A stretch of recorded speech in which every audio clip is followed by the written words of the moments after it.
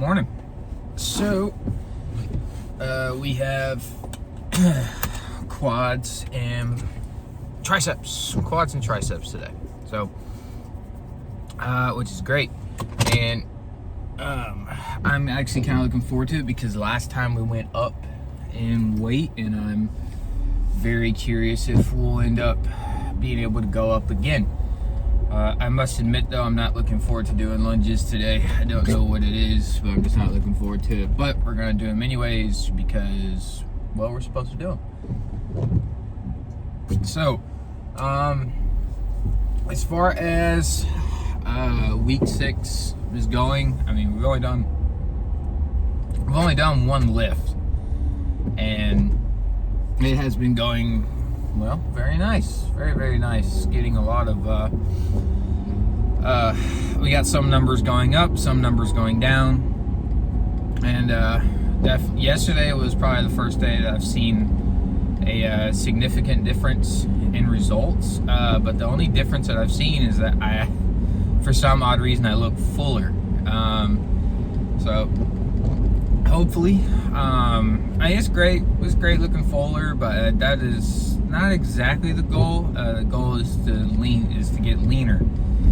We're trying to drop body fat percentage. That's been the goal since week 1. So, but I think, I'll put it this way: as far as dropping weight and getting leaner, we woke up. I just fucking ran a red light. But we woke up at 2:12 this morning, so we're already dropping back down. But another thing is that I gotta go buy another belt, because I've got like a little ratcheting belt. So it has like little notches that it clicks, and I'm on my last notch on that goddamn belt. Now granted, I was already don't get too excited. I didn't start the full section of the belt and then work my way down. I was already kind of there. But now we're getting to a point where I may not be able to wear pants for much longer. But yeah. But we're getting those small, tiny little results, those small wins. That's what we're looking for. But as far as quads, I don't think anything's gonna change. I may throw in something extra for legs. I'm gonna see how I'm feeling after we get done with goblet squats, because goblet squats, man, they tend to be what absolutely kicks my ass on quad day, because it's just, you're in a very stabilized, or not a very stabilized position, and you're moving a good bit of weight. So it does wear your ass out pretty quick. One thing I do want to talk about, just because I'm seeing a lot more benefits this week, just because I was able to recover a little bit more. I do want to talk about recovery in a second, but we're going to keep talking about quads and biceps first. Sorry, I'm going off on tangents. But as far for biceps, triceps, damn it. As far as triceps, last week I tried doing an overhead press with a dumbbell, which was great, but I normally don't do that. I normally do an overhead extension with a cable, and I think we're gonna stick with that today. I think I felt better results from that. Just last week was just kind of experimenting around. I haven't done the exercise in a while, so.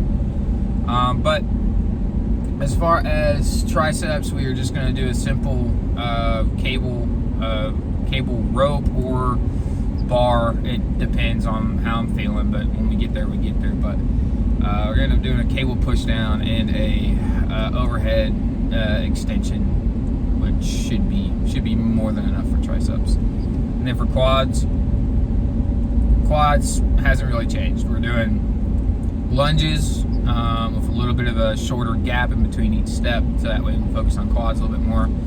Goblet squats, and then we're just gonna kind of go nuts with the leg raises. That's pretty much it. If I throw something in for legs, it'd probably be hack squat, which I have not done hack squat in a while, but I'm feeling really, really good, and my mobility in my foot's getting a little bit better.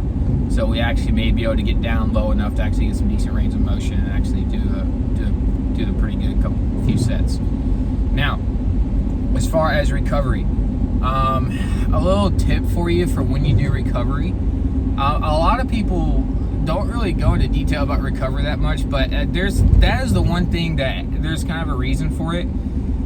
You don't really go into detail about recovery because you literally do nothing. That's what recovery is. And I know I know for a fact the tricky part about this is that people go, well, I can't recover. I have to work 7 days a week. What the fuck do I do? Well, in those scenarios where it's actually more realistic and you're not a fucking bodybuilder and you're not, you got a 9 to 5 job like moi, you can't do that. You can't just fucking go, all right, well, we're doing nothing today because I have to recover. It doesn't work for the everyday person. So here's my advice for recovery. Recovery is defined by this. If you do not lift that day and you get in the normal amount of macros that you normally are supposed to have, that is considered as close as you get to a recovery day. Let me get over here. There we go. But that's pretty much as close as you get to a recovery day for a normal person. Why fucking... I don't know. I don't understand the part where people, especially like fitness influencers and I'll even say some doctors, some personal trainers just go, yeah, for recovery, you just sit there and do nothing. That's what you're supposed to do. That's the only way to recover. Some delusional ass people, man. We gotta fucking work. We got shit to do.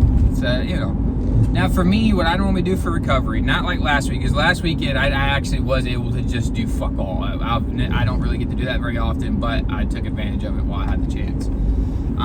So what I normally do, you definitely still want to get your steps in for the day, but only half. Like, so if you're normally getting 10,000, just get 5,000 in for the day and you're good.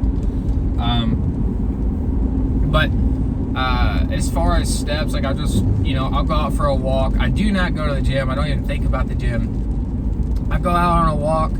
I take my dog out, let him run around, or me and my girlfriend will go and find something to do. And I kind of get my steps in for the day.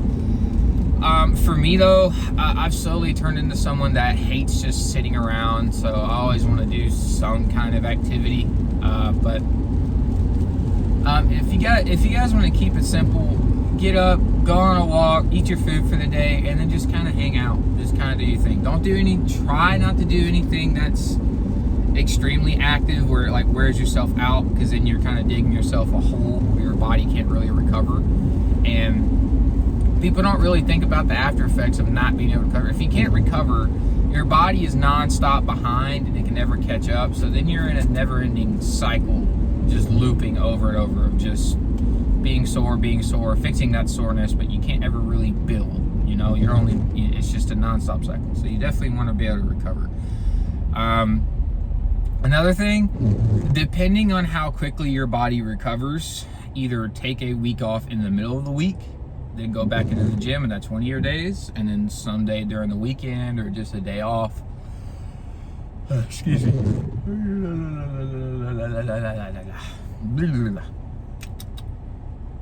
And then the other days, whatever off day you have, try to treat it that way. But and one thing I want to keep in mind, since I brought up the fitness influencer thing, I want to preface once again that I'm not an influencer. I'm just kind of here sharing experience and hopefully getting experience back. But the thing is about those influencers, man, there's nothing wrong with them. I know they're good people, but they don't really think about the everyday person. They think about people who are living the same lifestyle as them, and that's just unrealistic, man. You don't get to fucking wake up and have $120 worth of food a day that's good premium food, lift for 3 hours, go home and edit videos, and then stare at yourself in the mirror for 3 hours and wait for the next day to pop up. It's just, you got shit to do, man. It just doesn't exist. And that's why I started these videos in the first place, is because a lot of people don't even start, because they get on film and they watch videos and they go, well, I want to do that. That looks inspiring. And they realize it's not what they're seeing on the screen. And they go, fuck it. What I'm doing, guys, like I've said before, I work a blue collar job, and that is a 9 to 5 job. I do meal prep every day. I socialize, and I've got the gym to do. And by the time I get home, I ain't got much left to do. That is the realistic version of this kind of lifestyle. It's a never-ending process that you don't ever really get that much of a break with. But if you manage your time properly, it's almost effortless to accomplish. It really is. Once you get into the groove of things, it almost is effortless. It just depends on what your priorities are. But with that said, we are going to get into the gym. We're going to warm up, and then we're going to start off with some lunges. All right, so I will see you guys in a minute. Okay, so here we go with lunges. I just want to mention that I kind of speed this up. I speed most of it up because if you see me do one lunge, you see me do them all. The only thing that I want to point out during this process is when it's more slowed down, pay attention to the distance of my feet because we are focusing on quads, and the distance from each step is a little bit shorter, and I keep my legs more aligned with my hips and my shoulders than I normally do with hamstrings. And then another fun thing just to kind of point out if you want to try it out is when you're doing these, if you're focusing on quads, when you come up, just very lightly bring the foot that's behind you up to your heel and just let your toe touch. Don't put all of your weight on that back foot when you come up. Let the weight that's on the front of your leg control down and up. That back leg is just meant for stabilization so you don't fall over and bust your ass and look like a dummy. And then and like I said, these are pretty quick. We went down and back once with the weight, and then down one more time, and then I didn't really film the free weight. I mean, there's not really much point in it. But to warm up, definitely do it with free weight, just no weight, and do one little lap going down. But anywho, after of course doing lunges, we switched to goblet squats, and of course my feet are on a plate, so that way it makes it a little bit easier to get a little bit more depth. And we actually went up in weight. Last week we did an 80-pound dumbbell, and I picked up a 90 and said, well, I can control this pretty well. Let's do a couple sets. Granted, it wasn't as many reps. I only did 3 sets, but I will say this wore my ass out. I mean, it completely wore my ass out.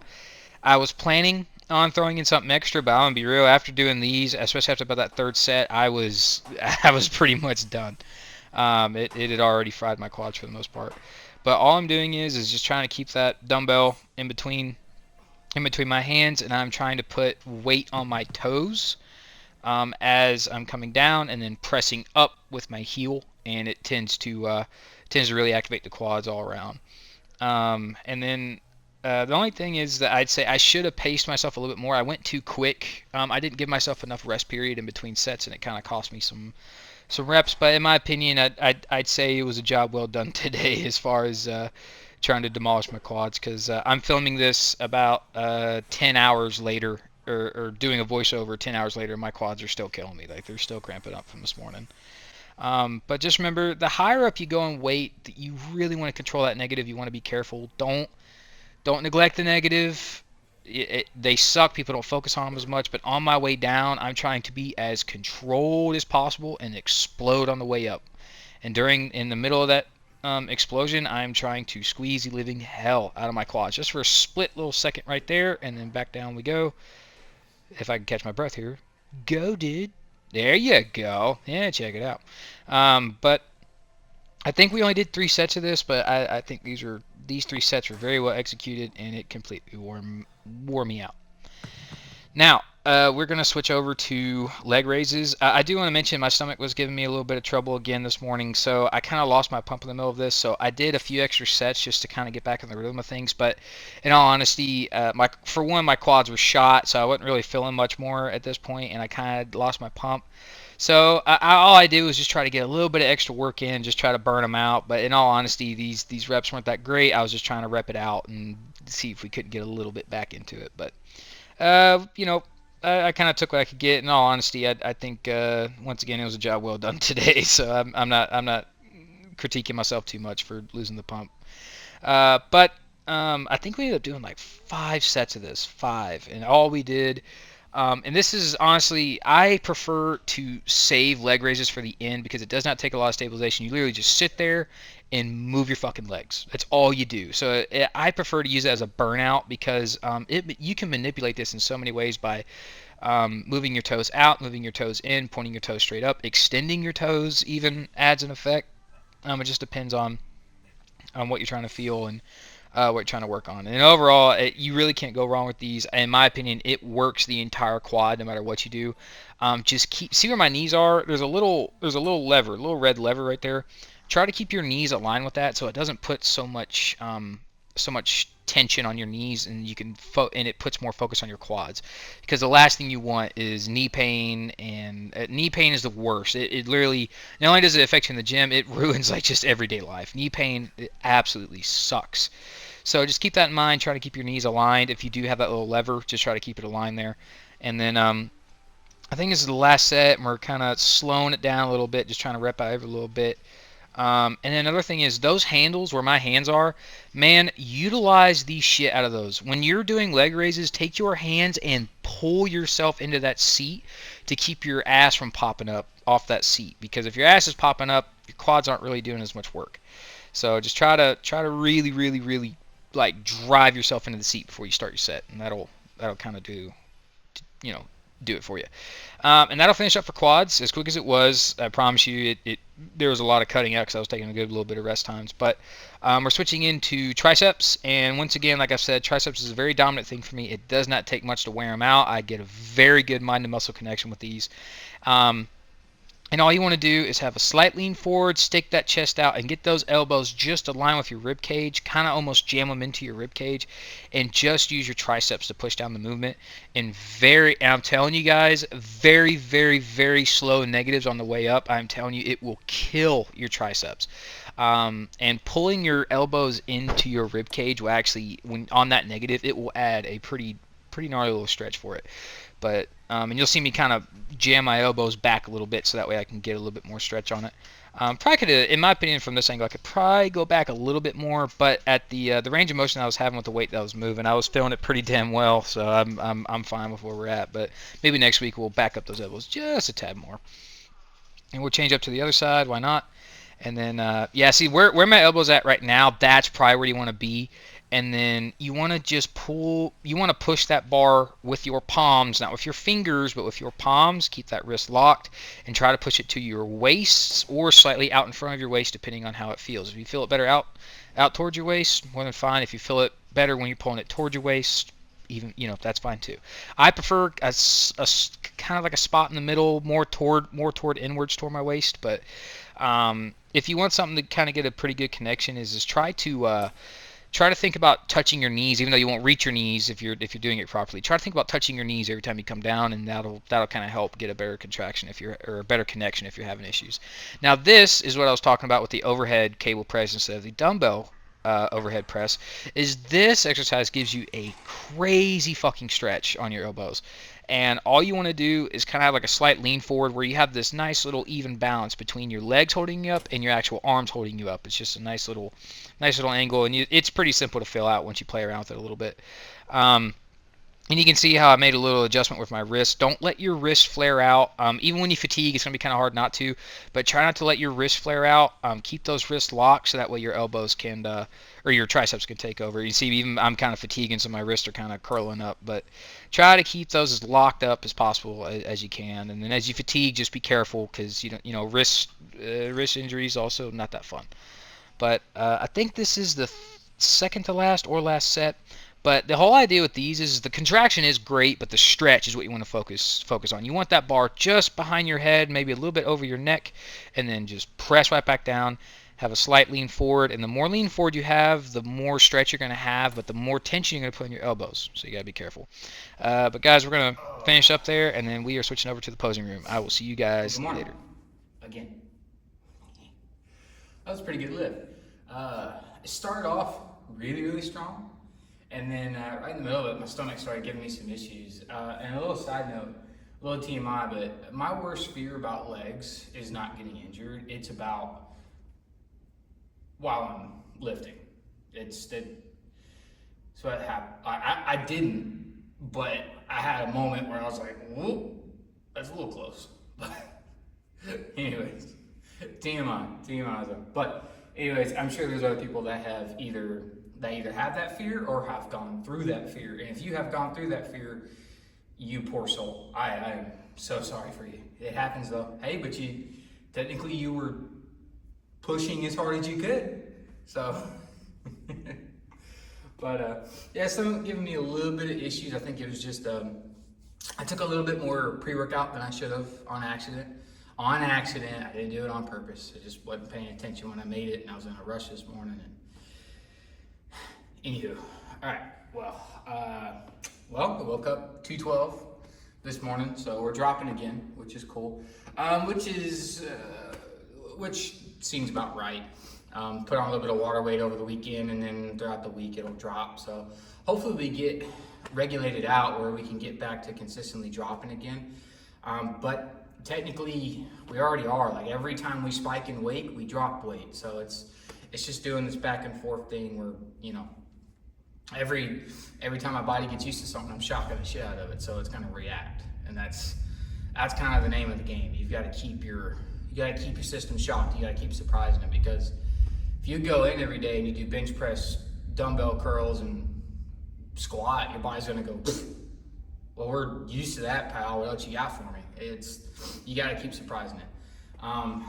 It's kind of like I'm sorry if my parents are watching this. It's kind of like the bedroom. The bedroom, you get what I'm saying? If you do the same thing all the time, it gets boring, okay? So either get really good at that one thing that you do, like perfect it, which is almost impossible, or you throw in something new.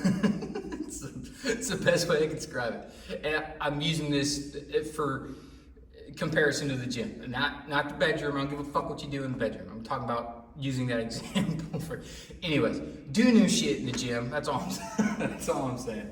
All right, let's do some posing, and God forbid my parents see that segment. Anyways, all right, I'm sure they will. But oh fuck. Let's see what we got. Do we look any different? I'm gonna take my shoes off just cause I wanna. A little side note, little side note for people who don't know me watching this, I'm not a tall person. I'm like 5'10", man. I'm a short little shit. So, maybe 5'11". You know, I'll give myself that inch. You know, every inch counts. So, but so we did quads and triceps. So. I'm gonna do a little bit of leg posing. Let's angle this down a little bit. I'll do a little bit of leg posing. I'm gonna be real. I'm still learning leg poses. So I'm just gonna flex them and just go from there. How's that? See if we can't see any different from last week. I'm trying to see if I can't get some kind of light on them, but I don't think I'm gonna get any luck. So we will just work with what we got. A little bit of light right there. Okay, let's try it right there. So I'm gonna raise these up. Let's see. Not too. Trying to stick them in the light. It's not terrible, but let's see if we can't get that guy. Not bad. Actually getting separation. Getting a good little bit of separation right there, which is good. This guy I'm expecting not so much. Yeah, I mean that's little leg. So we still got a little guy. He's got a little nub right there. So he's chilling. You know, he's good. She walked in again on us. Why does it always happen when I'm goofing off, man? Somebody walks in. Anyway, it's like the weakest thing on my body. So. Even though I can move some weight with them, like as far as visual, in my opinion, they're probably the weakest point. There's not a lot of definition, and yeah, there's just not a lot. I've still got more to work on. But try that out. That's it. Let's see. Got a little bit of light right there, maybe.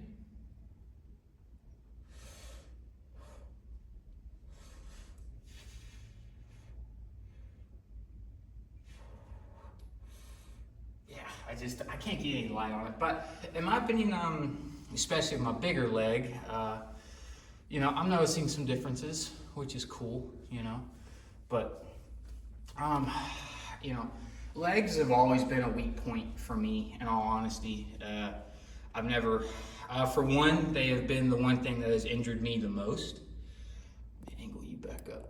But they have been like the one thing that has injured me the most, and due to my lack of experience at the time, and not knowing how weak my legs really were, you know, I just thought moving weight with legs. I'm gonna be honest, leg day used to be one of my favorite days, man. And that was back when I could do squats and hack squats and fucking leg press. God, leg press is the number one fucking.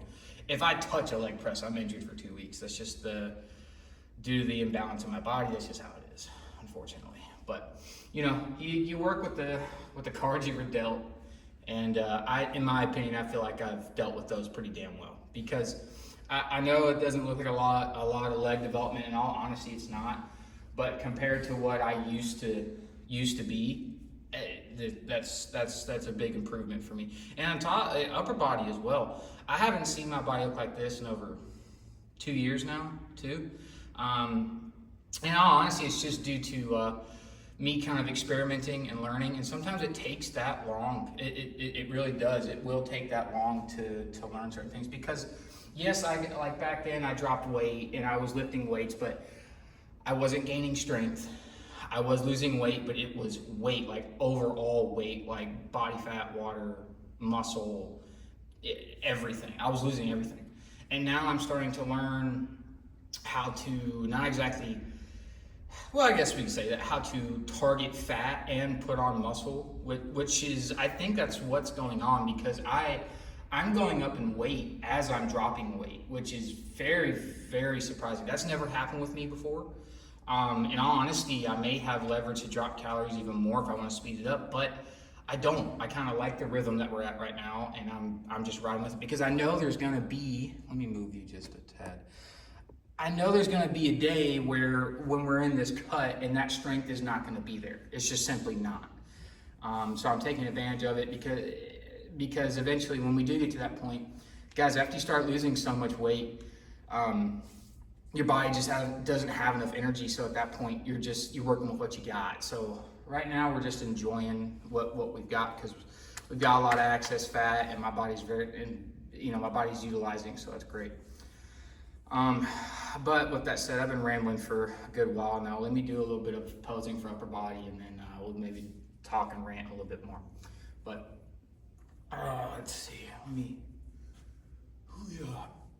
Okay. First of all,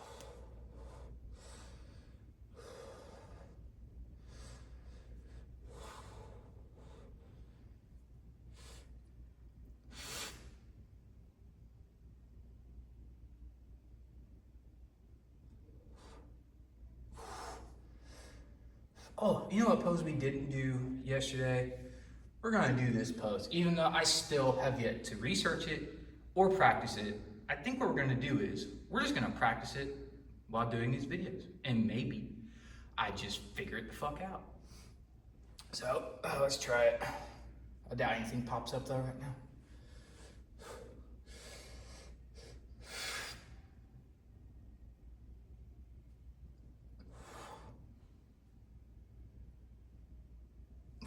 A little bit.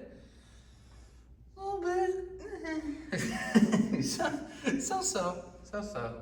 Not bad. All right, let's do a side pose. Right side, so tiny side, once again, tiny side. Angle you, bang. Okay.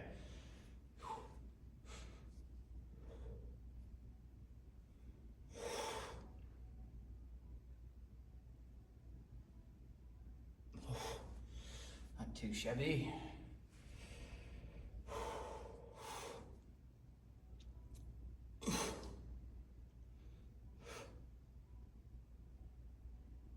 I will admit, I am noticing more. I don't know if it's popping up on camera, but I am noticing more going on with my rear delts. And rear delts has been something that has lacked for a good while. So we're finally starting to see a little bit of development there. But honestly, rear delts, man, rear delts is a hard one. That's a hard one to develop because it's such a small muscle group. But there's a reason I only do one exercise for side delts. I do no exercises for front delts because there are so many movements that will, that your front delts come into play with. And I know it sounds weird because a lot of muscles you can't really overdevelop, but in my opinion, with so many movements that every push movement you do, specifically like chest and of course shoulders, if your hands are in front of you, your front delts are going to take over.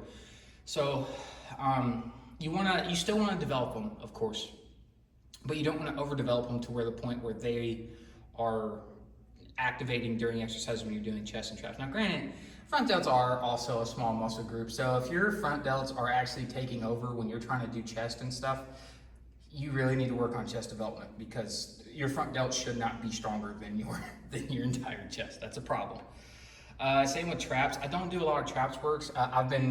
It's one other fortunate thing. I've been kind of fortunate to have somewhat okay developed traps. Not saying great, but anytime I do side delts or anytime I do back, believe it or not, I feel it in my traps. It's very hard to not have my traps engaged during some movements. So I try not to work on them as much, for one, because when I do, I get a gnarly fucking kink in my neck no matter how good a form I do practice. And two, they naturally just develop. I can do this for a reason. Okay. Anyways. But I think, we did some tricep work, so probably should do some tricep-ish posing. Yeah. So let's get right here. There we go.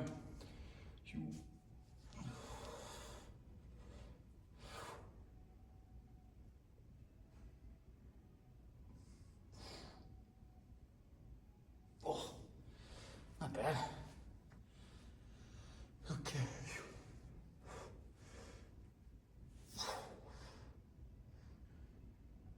Oh, shit, my shit's shaking. Whew. All right.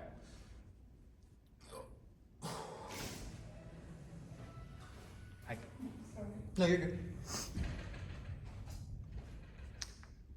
That's twice now. Okay.